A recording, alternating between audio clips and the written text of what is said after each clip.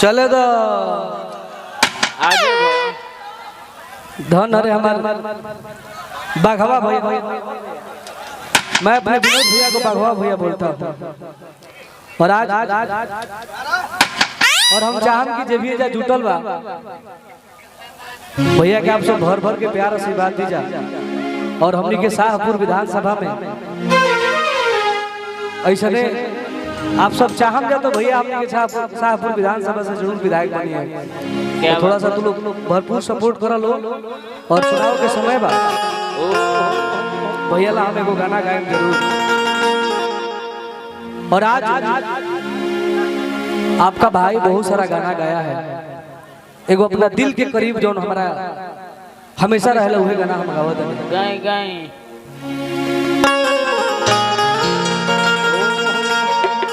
एगो लड़का भाई रे बचा के एगो लड़की से बहुत ज्यादा प्यार करता। लड़कवा लड़किया से शादी कर रहता। लड़किया के जब जब देखता था गावत भाई भाई भाई भाई भैया हरे की कथन बड़ाई करी गोरिया